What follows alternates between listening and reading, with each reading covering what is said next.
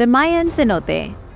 One of the most famous places in the world of the ancient Maya has been hiding a secret for 1,000 years. Researchers just discovered a hidden sinkhole underneath the Great Temple of Kukulkan at Chichen Itza. Scientists have been studying the epic pyramid for over 150 years and never realized it was on top of a huge hole.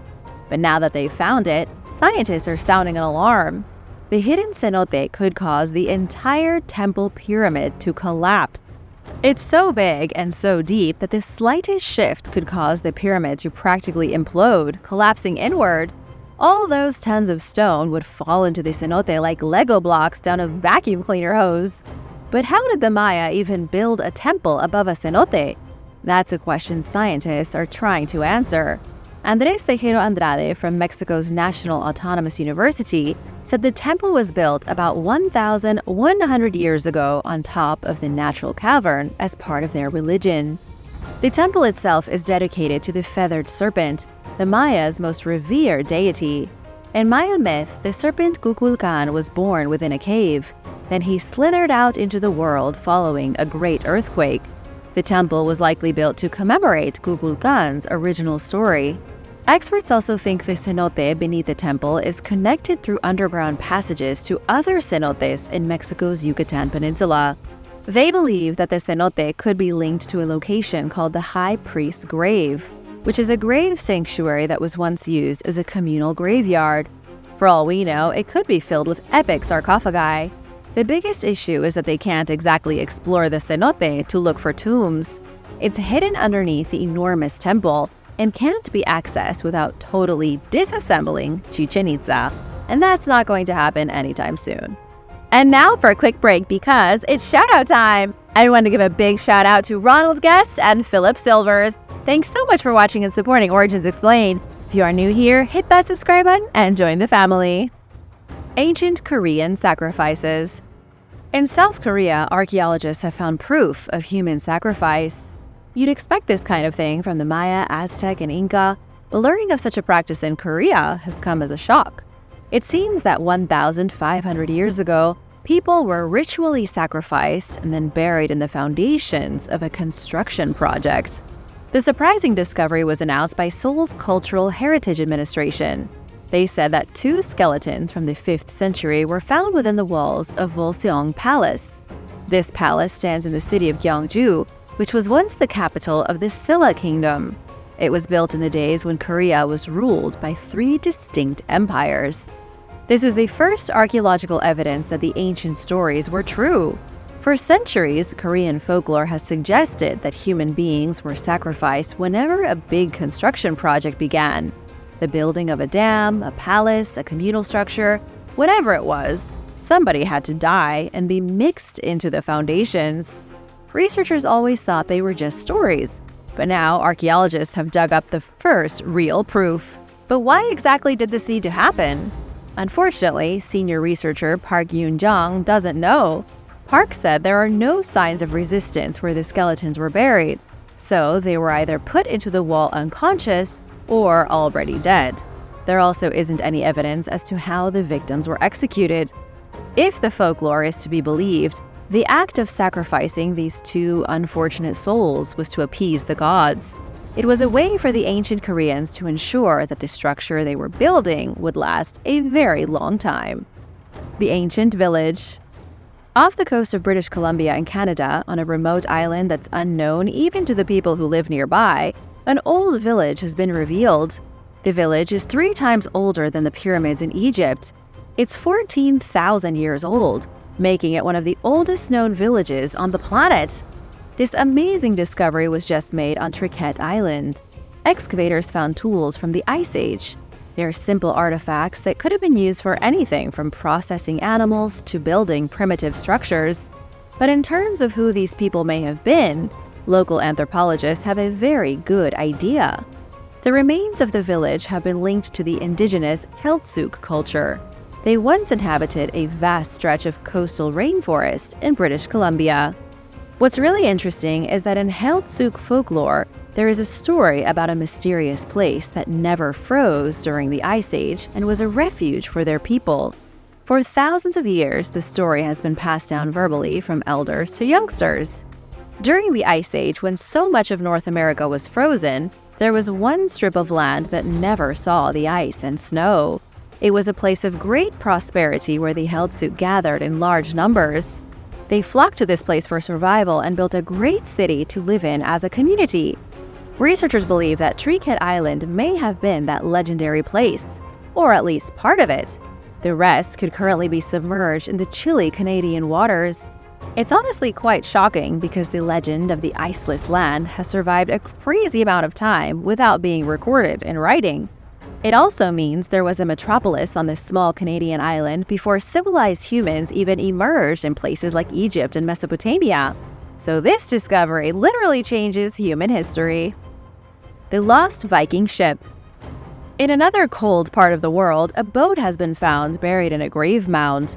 Archaeologists in Norway unearthed the remains of an ancient Viking ship in the Trøndelag region. It was especially exciting because the discovery was made in the same place where a mysterious skeleton and a sword were found centuries ago.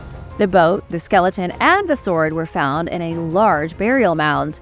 Researchers were conducting a small survey when they found some nails. The nails were an obvious indication of something far bigger buried deeper in the grave mound. So naturally, they kept digging. And soon enough, they uncovered the bones of a Viking ship from the Merovingian era, which was technically in the Dark Ages. The Merovingian lasted from 476 to 750 AD. This was the era between the fall of the Roman Empire and the rise of the Viking raiders. It was also the time period in which King Arthur, if he was real, fought to protect Britain from invaders. You're likely wondering what a Viking ship was doing being buried prior to the Viking era. Well, it's a little more complicated than that.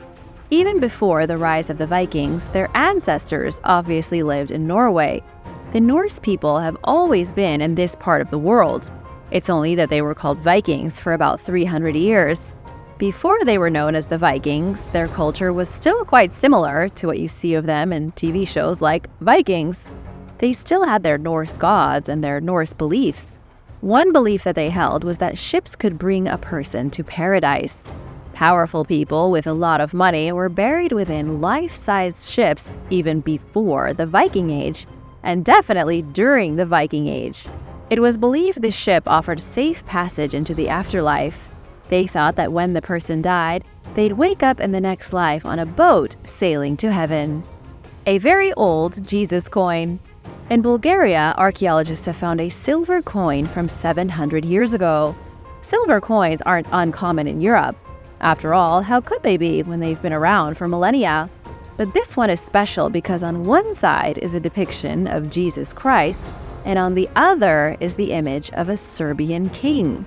It's called a silver penny, a tiny coin that's so old and worn it hardly looks real. On one side is Stefan Uros II Milutin.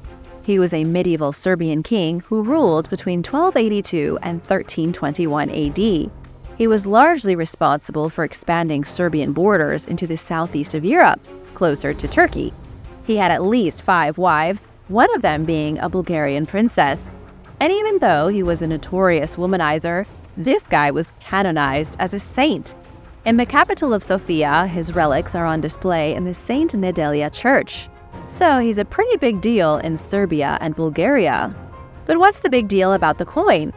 Julian Baker from Oxford's Ashmolean Museum of Art and Archaeology says its design was copied from coins minted in Venice. In the 12th century, coins started being minted in Italy, showing Jesus sitting on a chair or a throne. It was a very popular image, and soon it was being mimicked by everyone.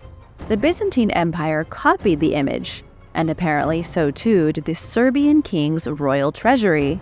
There were likely thousands of these things minted, but finding one in Bulgaria is rare. Ancient and modern cities aren't so different. When most of us think about ancient cities, we imagine a totally different landscape from our modern cities.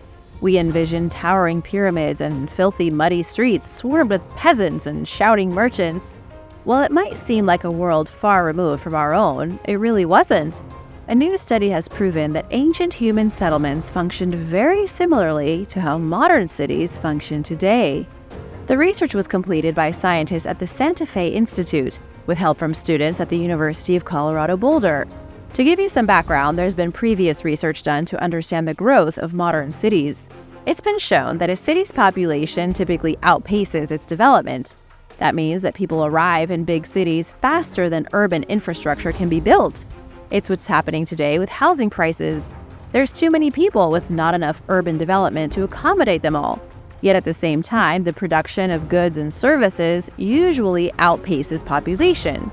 There aren't enough homes, but more than enough goods, like sneakers and bananas as random examples. This has been happening throughout history with mathematical regularity and predictability.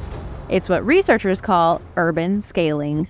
What researchers wanted to find out in their new study was if the same thing happened thousands of years ago. So, to test it out, the team looked at archaeological data from Mexico.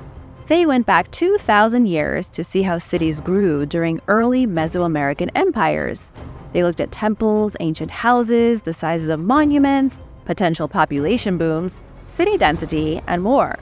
The results were, according to Scott Ortman at CU Boulder, shocking and unbelievable.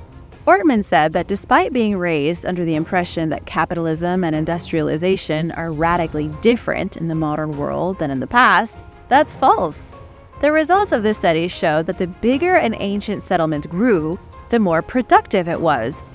So ancient cities functioned using the same socioeconomic patterns as modern cities of today. We are really no different than our ancient ancestors.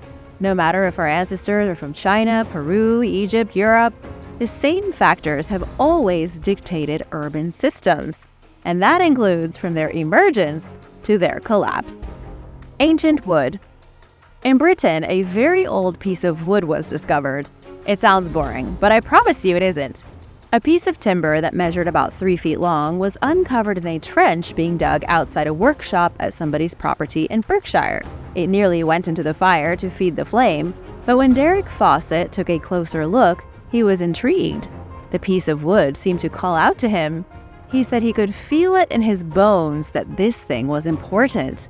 As it turned out, Derek's intuition was spot on. He pulled from the ground what's believed to be the oldest carved piece of wood ever found in Britain. It's over 6,000 years old, carved by people who lived during the Mesolithic era. That was 2,000 years prior to the construction of Stonehenge. It was also 4,500 years before Romans and modern civilization arrived in Britain. Derek Fawcett is a retired surgeon. When speaking with Historic England, he said that finding a piece of wood was far beyond a stroke of luck. But what was it doing on his property? And for that matter, what are the strange markings on the wood? They look like the same decorations etched into early Neolithic pottery. They also look very similar to carvings discovered on a 12,500-year-old sculpture in Russia's Ural Mountains. So, could these various pieces of wood be proof of a global Stone Age society? Let me know what you think in the comments. Rome's Day of Blood. One of the more unusual celebrations enjoyed by the ancient Romans was Dies Sanguinis, or in English, the Day of Blood. It was held every year on March 24th, dedicated to the goddess of bloodshed, violence, and cruel war. Her name was Bellona, and her celebration was as gruesome as you can imagine. The thing to do on the Day of Blood was not surprising: sacrifice animals. The animal sacrifice was typically a bull, with the sacrifice itself being performed by a special Roman priest. People gathered at the Temple of Bellona to witness the ritual, but why did they do it? Historians would very much like an answer to that question. There are very few surviving records that tell what happened on the Day of Blood. Nonetheless, it's believed to be one of the oldest festivals held in Rome. It predates the empire and goes back to the earliest days of the Roman Republic. One of the most popular theories is that it came about because of primitive agricultural traditions. March 24th was the preferred time to begin plowing and planting in ancient Italy. Sacrifices were likely performed to appease the gods and bring a bountiful harvest. That might be how it started, but it didn't continue that way forever. At some point, the goddess Bellona got involved in the festival. Instead of trying to appease the gods and get a good year of crops, the ritual was invoked to ensure military success. The Roman army went bananas over the ritual. They thought sacrificing animals to Bellona would assure that the blood of their enemies would stain their swords. The rise of Christianity led to the demise of Bellona and the Day of Blood. For all the horrors Christianity unleashed on Europe, it also did a lot of good. Historians agree that the spread of Christianity throughout the Roman Empire promoted new values of love and compassion. Up until Christianity became popular, Rome and its provinces were brutal. They were militaristic and violent at every possible opportunity. The church may have been corrupted through the centuries, but Christianity definitely ushered in an era of moral righteousness in the Roman Empire. It obviously didn't stop violence or wars, but it did end celebrations like the Day of Blood. Thanks for watching! Which discovery did you like the most? Let me know in the comments below. And be sure to give this video a thumbs up and subscribe for more. See you in the next one. Bye!